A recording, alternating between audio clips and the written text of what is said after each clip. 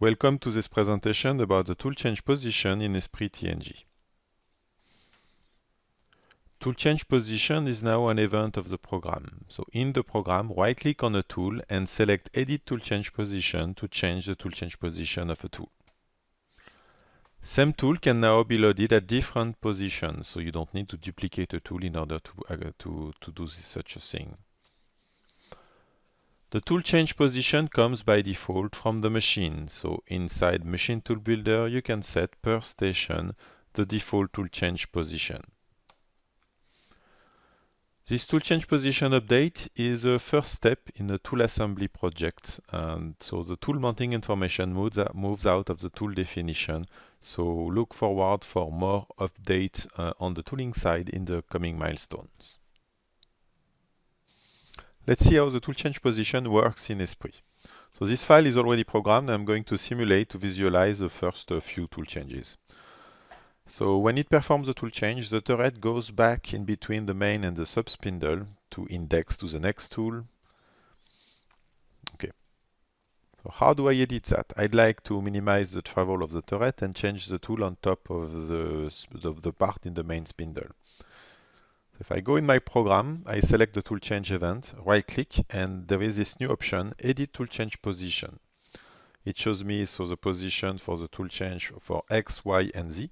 The X movement is currently set to home and cannot be changed. That's because on the machine side, that position is forced. This is a safety that the machine author decided to put on this machine. But I can change the Z, for instance. So let's change the Z movement to none. Click on OK. The two links before and after that tool change were recalculated, and I'm doing the simulation from the beginning again. So first link, first operation, second link, second operation, and now it's going to the tool change. So notice there is no Z motion anymore. Then it performs the tool change, and we minimized there the travel of the turret by changing the tool right above the part. And I can, like that, change all the tool change position for the different tools. Something to notice, if I suppress the tool for which the operation that was using the tool for which I just edited the tool change position, and I unsuppress that operation, the tool change position goes back to the machine default. So this value comes from the machine. These are the properties on the station for the tool change position.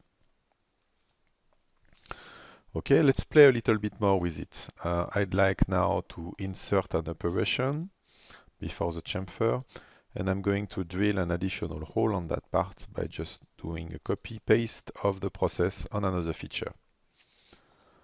Okay, operation has been added. I remove the insertion point. So now I'm using the EM8 tilted, the drill 6mm OD over there, and also on the second side at the end of the program.